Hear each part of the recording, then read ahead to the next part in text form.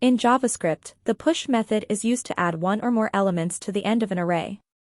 It modifies the original array in place and returns the new length of the array. Let's look at some code examples to understand its use cases. Let's create an array with 3 values, laptop, bags, and money. Let's push another value, keys, to the array. And then output the contents of the array to the console to see that keys have been added to the end of the array. Push can also add multiple values to the array in a single call. Let's push glasses, passport, and water bottle to my array in a single call to push. And see the contents of my array. We can see that all 3 values are appended to the my array.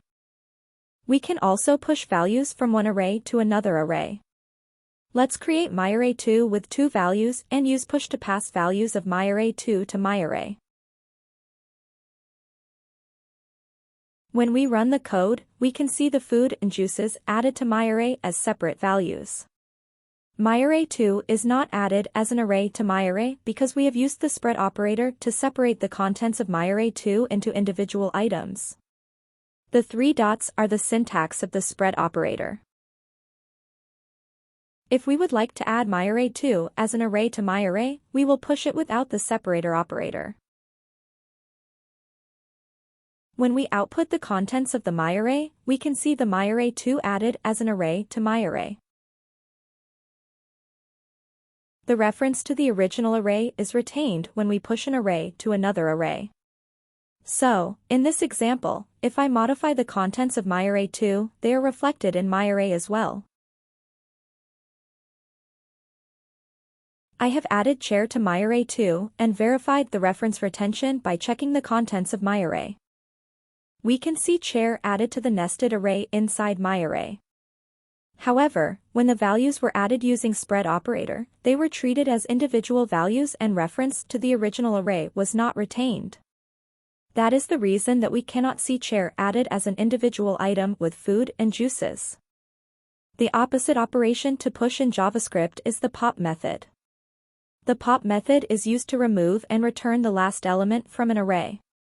It reduces the length of the array by 1 and modifies the original array in place. Here we have an array myArray with 6 integers. When we call pop on myArray, it removes the last item, which is 5, and reduces the length by 1. We can verify that by checking the contents of myArray1. When we run the code, we see that 5 has been removed from the array. Pop also returns the removed item, which we can store in a constant or variable. Let's call pop again and see that it now returns 4 as the last element in myArray is 4. Let's also verify that 4 has been removed from myArray.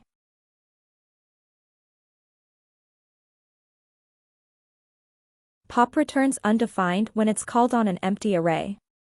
Let's create an empty array and call pop on it. We can store the return value and show it on console.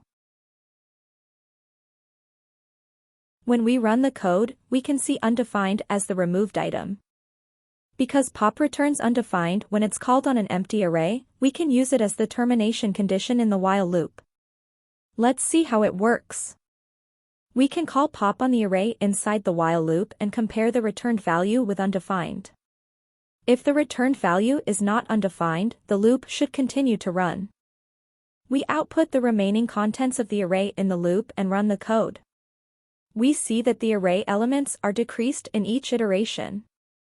When the array becomes empty, the pop in the while condition returns undefined and loop terminates. Hope you liked the content. Please like, subscribe, and hit the bell icon to support our channel. Thanks for being part of our journey.